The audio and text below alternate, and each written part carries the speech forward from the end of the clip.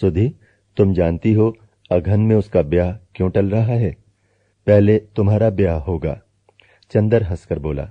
वो पूर्णतया शांत था और उसके स्वर में कम से कम बाहर सिवा एक चूहल के और कुछ भी न था।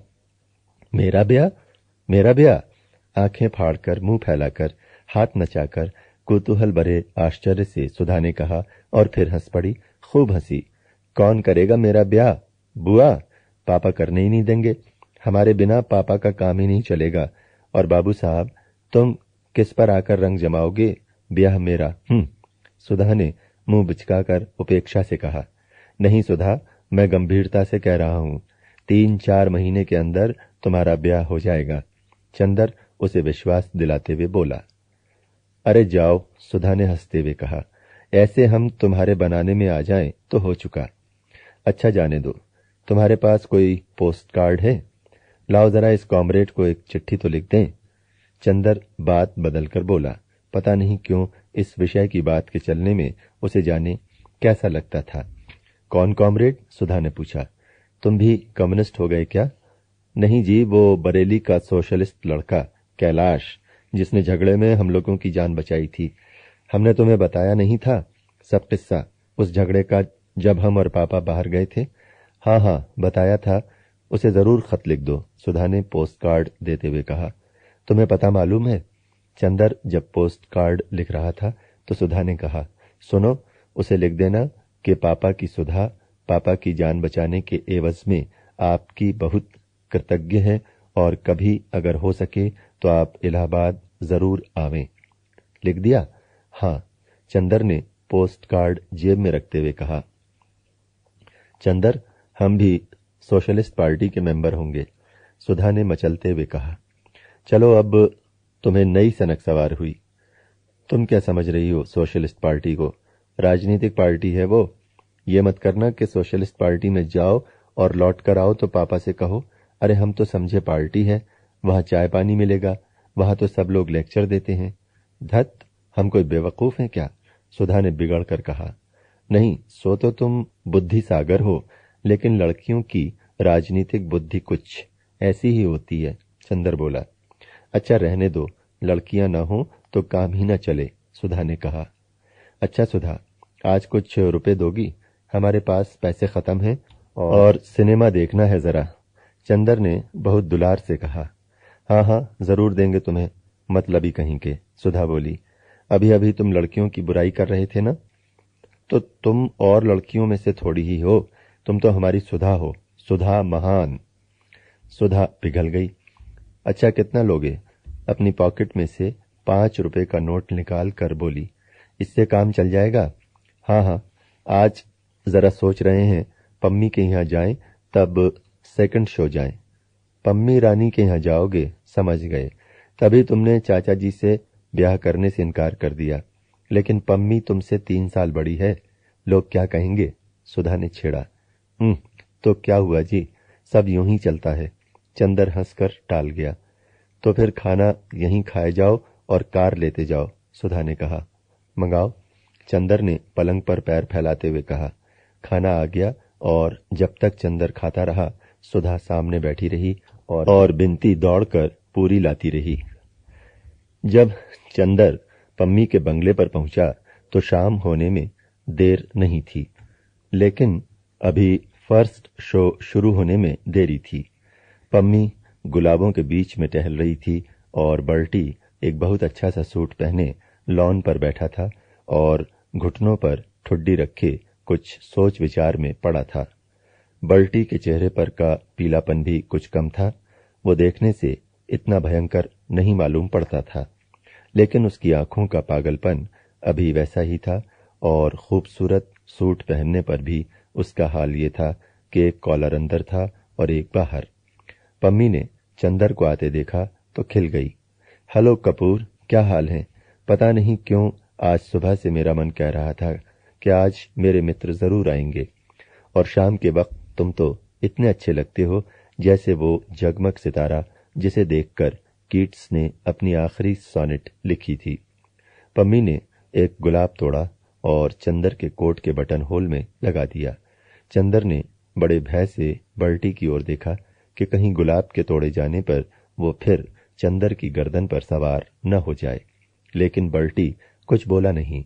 बल्टी ने सिर्फ हाथ उठाकर अभिवादन किया और फिर बैठकर सोचने लगा।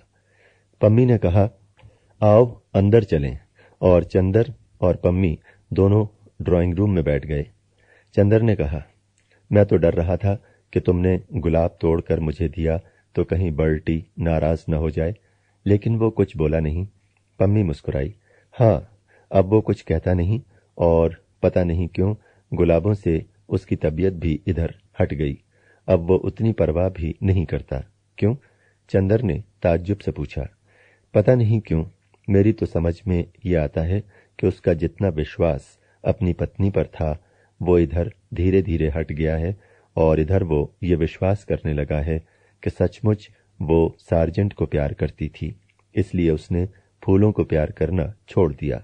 अच्छा, लेकिन ये हुआ कैसे? उसने तो अपने मन में इतना गहरा विश्वास जमा रखा था कि मैं समझता था कि मरते दम तक उसका पागलपन न छूटेगा। चंदर ने कहा, नहीं, बात यह हुई कि तुम्हारे जाने के 2-3 दिन बाद मैंने एक दिन सोचा कि मान लिया जाए अगर मेरे और बल्टी के विचारों में मतभेद है तो इसका मतलब ये नहीं कि मैं उसके गुलाब चुराकर उसे मानसिक पीड़ा पहुंचाऊं और उसका पागलपन और बढ़ाऊं।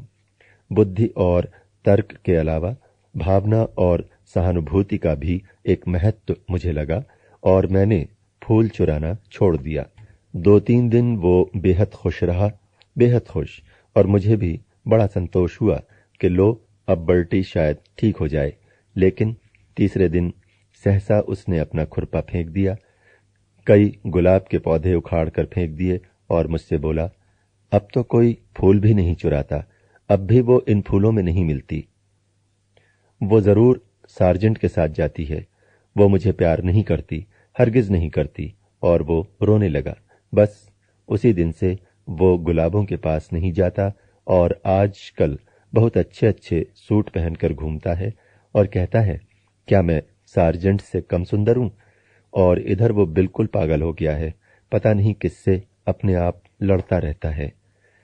चंदर ने ताज्जुब से सिर हिलाया। हाँ, मुझे बड़ा दुख हुआ, पम्मी बोली। मैंने तो हमदर्दी की कि फूल चुराने बंद कर दिए, और उसका नतीजा ये हुआ। पता नहीं क्यों कपूर, मुझे लगता है कि हमदर्दी करना इस दुनिया में सबसे बड़ा पाप है। आदमी से हमदर्दी कभी नहीं करनी चाहिए। चंदर ने सहसा अपनी घड़ी देखी। क्यों, अभी तुम नहीं जा सकते? बैठो और बातें सुनो, इसलिए मैंने तुम्हें दोस्त बनाया है।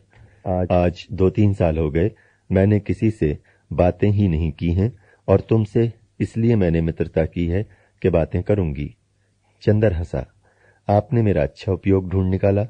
नहीं, उपयोग नहीं कपूर, तुम मुझे गलत न समझना। जिंदगी ने मुझे इतनी बातें बताई हैं, और ये किताबें जो मैं इधर पढ़ने लगी हूं, इन्होंने मुझे इतनी बातें बताई हैं कि मैं चाहती हूं कि उन पर बातचीत करके अपने मन का बोझ हल्का कर लूं, और तुम्हें बैठकर सुननी होंगी सभी बातें। हाँ, मैं तैयार हूं, लेकिन किताबें पढ़नी कब से शुरू कर दी तुमने? चंदर ने ताज्जुब से पूछा। अभी उस दिन मैं डॉक्टर शुक्ला के यहाँ गई। उनकी लड़की से मालूम हुआ कि तुम्हें कविता पसंद है। मैंने सोचा उसी पर बातें करूं, और मैंने कविताएं पढ़नी शुरू कर दी। अच्छा, तो मैं देखता हूं कि 2-3 हफ्ते में भाई और बहन दोनों में कुछ परिवर्तन आ गए। पम्मी कुछ बोली नहीं, हंस दी। मैं सोचता हूं पम्मी के आज सिनेमा देखने जाऊं। कार है साथ में, अभी 15 मिनट बाकी हैं, चाहो तो चलो। सिनेमा? आज 4 साल से मैं कहीं नहीं गई हूं। सिनेमा, हाउसी, बॉल डांस, सभी जगह जाना बंद कर दिया है मैंने। मेरा दम घुटेगा हॉल के अंदर। लेकिन चलो देखें, अब भी कितने ही लोग वैसे ही खुशी से सिनेमा देखते होंगे। एक गहरी सांस लेकर पम्मी बोली, बल्टी को ले चलोगे? हाँ हाँ, तो चलो उठो, फिर देर हो जाएगी।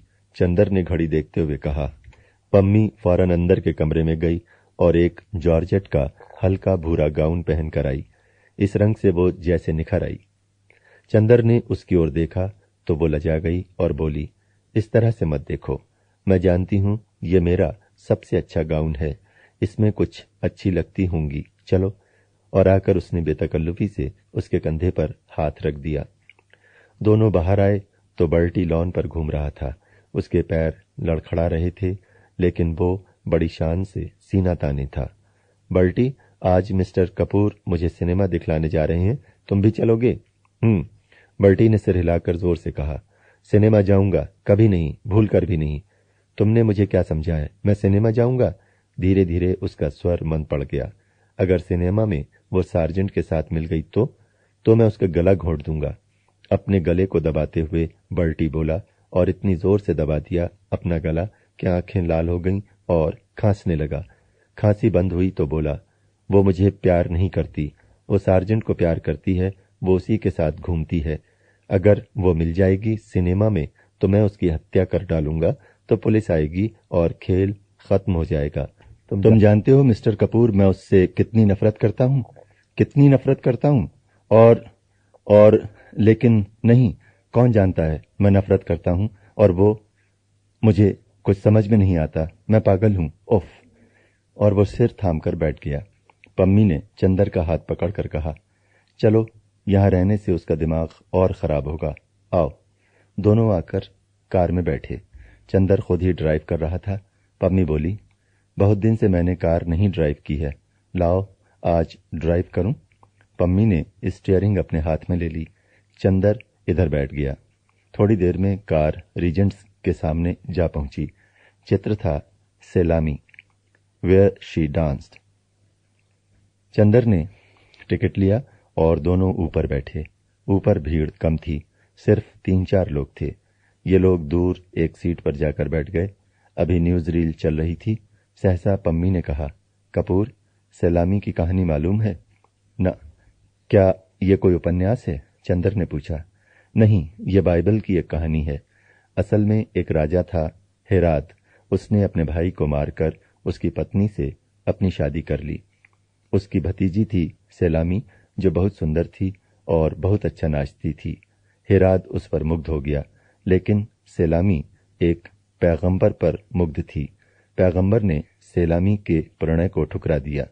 एक बार हेरात ने सेलामी से कहा कि यदि तुम नाचो तो मैं तुम्हें कुछ दे सकता हूं। सेलामी नाची और पुरस्कार में उसने अपना अपमान करने वाले पैगंबर का सिर मांगा। हेरात वचनबद्ध था। उसने पैगंबर का सिर तो दे दिया, लेकिन बाद में इस भय से कि कहीं राज्य पर कोई आपत्ति न आवे, उसने सेलामी को भी मरवा डाला। चंदर को ये कहानी बहुत अच्छी लगी।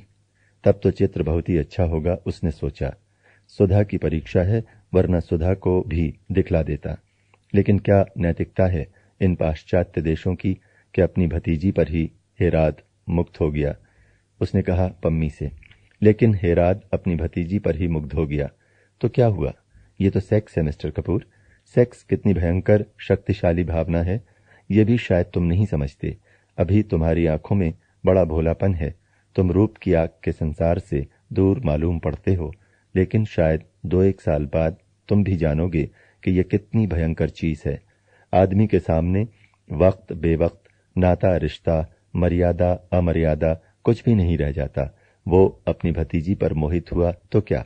मैंने तो तुम्हारे यहाँ एक पौराणिक कहानी पढ़ी थी कि महादेव अपनी लड़की सरस्वती पर मुग्ध हो गए। महादेव नहीं, ब्रह्मा, चंदर बोला। हाँ, ब्रह्मा, मैं भूल गई थी। तो ये तो सेक्स है, आदमी को कहाँ ले जाता है ये अंदाज भी नहीं किया जा सकता। तुम तो अभी बच्चों की तरह भोले हो, और ईश्वर न करे तुम कभी इस प्याले का शरबत चखो। मैं तो तुम्हारी इसी पवित्रता को प्यार करती हूँ।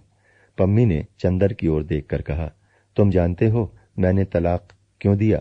मेरा पति मुझे बहुत चाहता था, लेकिन मैं विवाहित जीवन के वासनात्मक पहलू से घबरा उठी। मुझे लगने लगा मैं आदमी नहीं हूं, बस मांस का लोथड़ा हूं जिसे मेरा पति जब चाहे मसल दे, जब चाहे। ऊब गई थी। एक गहरी नफरत थी मेरे मन में। तुम आए तो तुम बड़े पवित्र लगे। तुमने आते ही प्रणय याचना नहीं की। तुम्हारी आंखों में भूख नहीं थी, हमदर्दी थी, स्नेह था, कोमलता थी, निश्चलता थी। मुझे तुम काफी अच्छे लगे। तुमने मुझे अपनी पवित्रता देकर जिला दिया। चंदर को एक अजब सा गौरव अनुभव हुआ और पम्मी के प्रति एक बहुत ऊंची आदर भावना उसने पवित्रता देकर जिला दिया।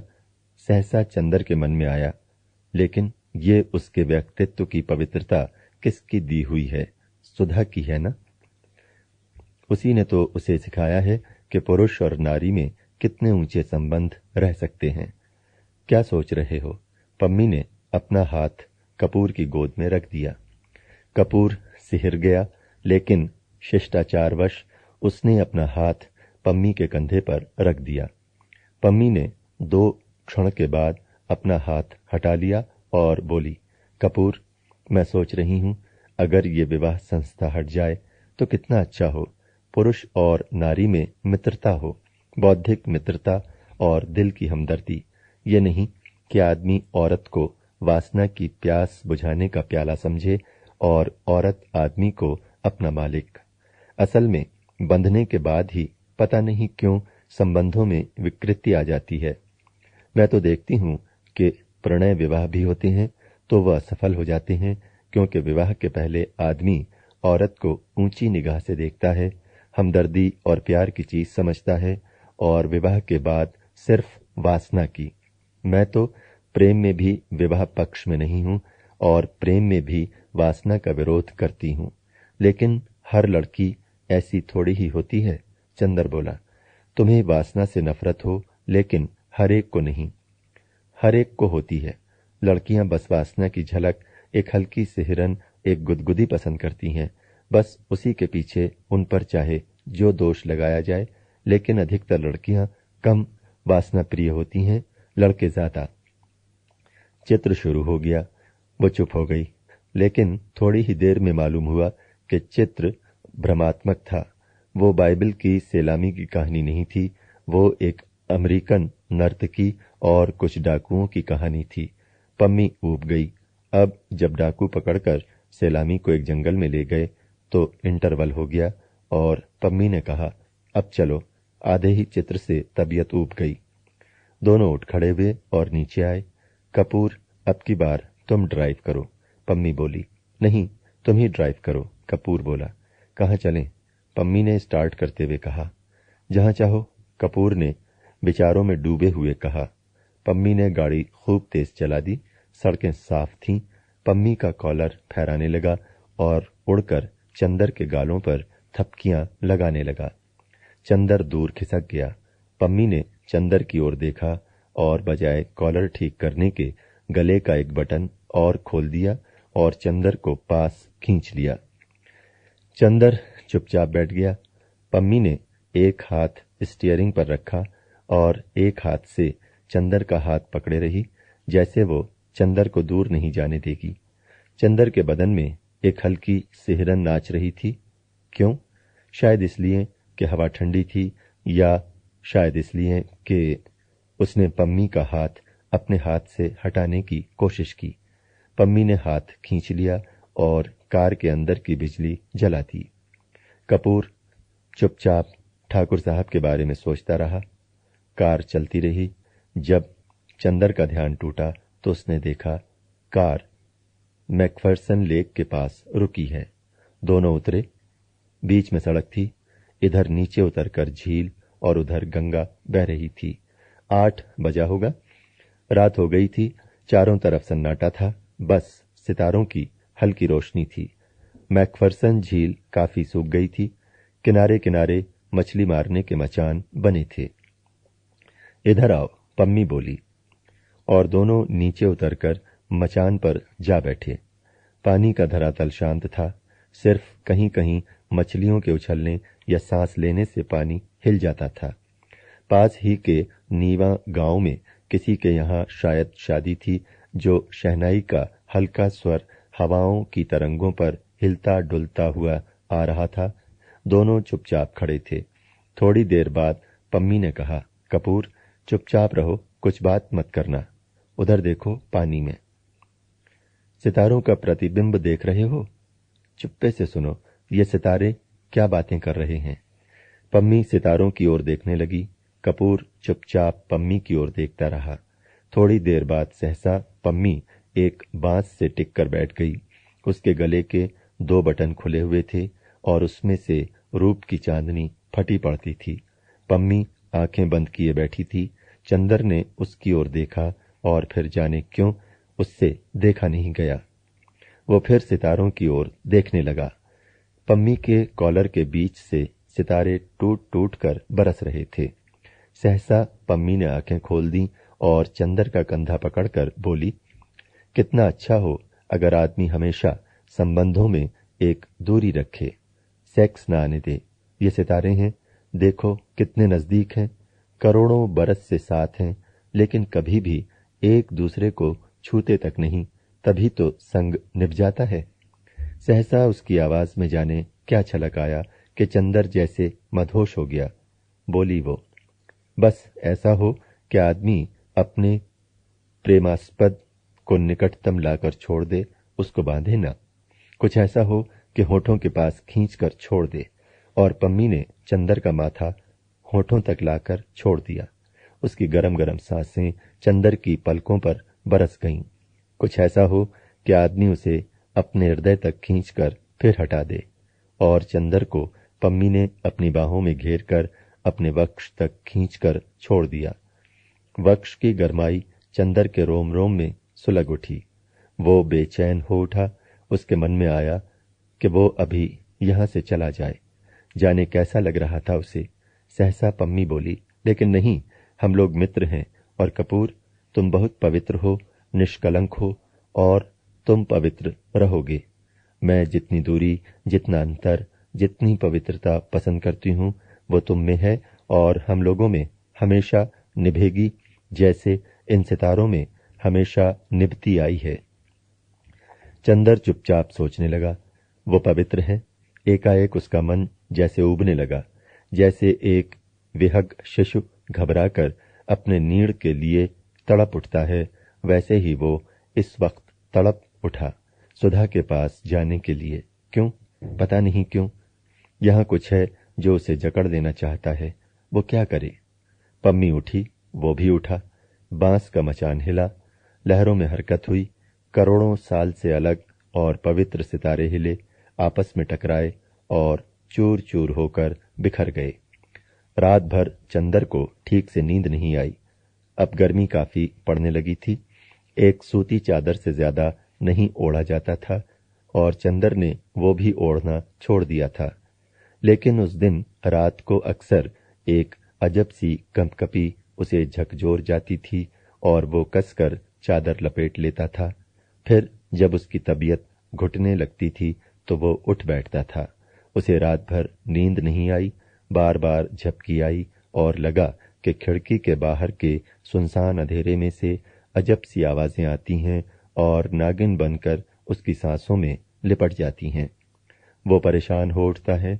इतने में फिर कहीं से कोई मीठी सतरंगी संगीत की लहर आती है और उसे सचेत और सजग कर जाती है। एक बार उसने देखा कि सुधा और गेसु कहीं चली जा रही हैं। उसने गेसु को कभी नहीं देखा था, लेकिन उसने सपने में गेसु को पहचान लिया। लेकिन गेसु तो पम्मी की तरह गाउन पहने हुए थी। फिर देखा बिनती रो रही है और इतना बिलख बिलख कर रो रही है कि तबीयत घबरा जाए। घर में कोई नहीं है। चंदर समझ नहीं पाता कि वो क्या करे। अकेले घर में एक अपरिचित लड़की से बोलने का साहस भी नहीं होता उसका। किसी तरह हिम्मत करके वो समीप पहुंचा तो देखा, अरे ये तो सुधा है। सुधा लुटी हुई सी मालूम पड़ती है। वो बहुत हिम्मत करके सुधा के पास बैठ गया। उसने सोचा सुधा को आश्वासन दे, लेकिन उसके हाथों पर जाने कैसी सुकुमार जंजीरें कसी हुई हैं। उसके मुंह पर किसी की सांसों का भार है। वो निश्चेष्ट है। उसका मन अकुला उठा। वो चौंक कर जाग गया तो देखा वो पसीने से तर है। वो उठकर टहलने लगा। वो जाग गया था, लेकिन फिर भी उसका मन स्वस्थ नहीं था। कमरे में ही टहलते टहलते वो फिर लेट गया। लगा जैसे सामने की खुली खिड़की से सैकड़ों तारे टूट टूट कर भयानक तेजी से आ रहे हैं, उसके माथे से टकरा टकरा कर चूर चूर हो जाते हैं। एक मर्मांतक पीड़ा उसकी नसों में खौल उठी और लगा जैसे उसके अंग अंग में चिताएं धधक रही हैं। जैसे तैसे रात कटी और सुबह उठते ही वो यूनिवर्सिटी जाने से पहले सुधा के यहाँ गया। सुधा लेटी हुई पढ़ रही थी। डॉक्टर शुक्ला पूजा कर रहे थे। बुआ जी शायद रात को चली गई थीं, क्योंकि बिनती बैठी तरकारी काट रही थी और खुश नजर आ रही थी। चंदर सुधा के कमरे में गया। देखते ही सुधा मुस्कुरा पड़ी। बोली कुछ नहीं, लेकिन आते ही उसने चंदर के अंग अंग को अपनी निगाहों के स्वागत में समेट लिया। चंदर सुधा के पैरों के पास बैठ गया। कल रात को तुम कार लेकर वापस आए तो चुप्पे से चले गए। सुधा बोली, कहो कल कौन सा खेल देखा? कल बहुत बड़ा खेल देखा। बहुत बड़ा खेल सुधी। चंदर व्याकुलता से बोला, अरे जाने कैसा मन हो गया कि रात भर नींद ही नहीं आई। और उसके बाद चंदर सब बता गया।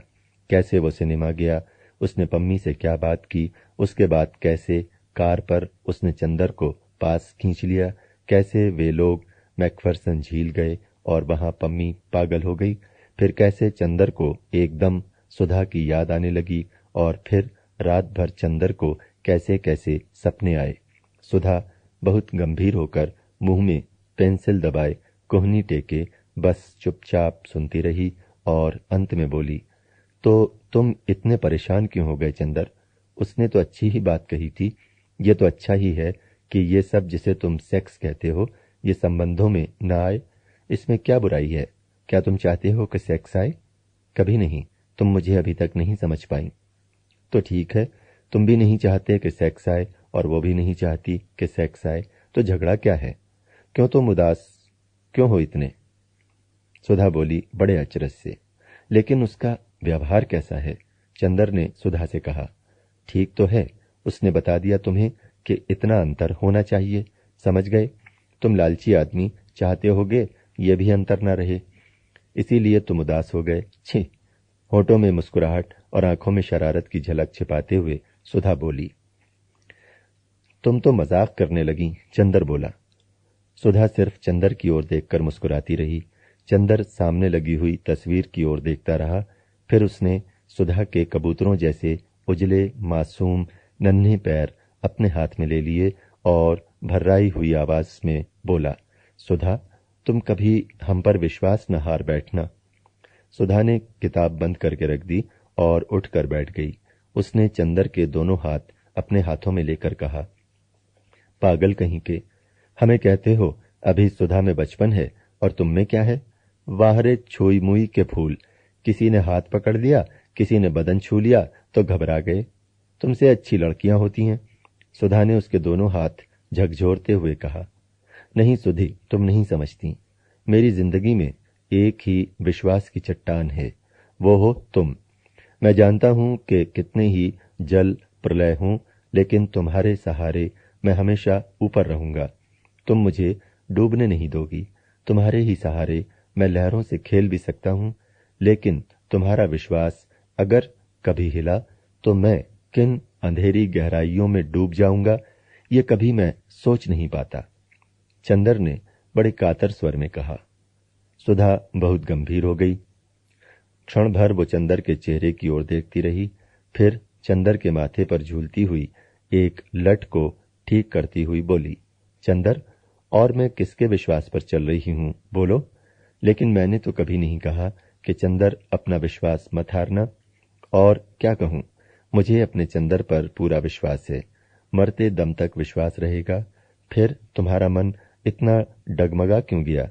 बुरी बात है ना? चंदर ने सुधा के कंधे पर अपना सिर रख दिया। सुधा ने उसका हाथ लेकर कहा, लाओ, यहां छुआ था पम्मी ने तुम्हें, और उसका हाथ होठों तक ले गई। चंदर कांप गया। यह आज सुधा को क्या हो गया है? लेकिन होठों तक हाथ ले जाकर झाड़ने फूकने वालों की तरह सुधा ने फूंक कर कहा, जाओ, तुम्हारे हाथ से पम्मी के स्पर्श का जहर उतर गया। अब तो ठीक हो गए, पवित्र हो गए छू मंतर। चंदर हंस पड़ा। उसका मन शांत हो गया। सुधा में जादू था, सचमुच जादू था। बिनती चाय ले आई, 2 प्याले। सुधा बोली, अपने लिए भी लाओ। बिनती ने सिर हिलाया। सुधा ने चंदर की ओर देखकर कहा, ये पगली जाने क्यों तुमसे झेपती है। झेपती कहाँ हूं, बिनती ने प्रतिवाद किया और प्याला भी ले आई और जमीन पर बैठ गई। सुधा ने प्याला मुंह से लगाया और बोली, चंदर, तुमने पम्मी को गलत समझा है। पम्मी बहुत अच्छी लड़की है, तुमसे बड़ी भी है और तुमसे ज्यादा समझदार, और उसी तरह व्यवहार भी करती है। तुम अगर कुछ सोचते हो तो गलत सोचते हो, मेरा मतलब समझ गए ना।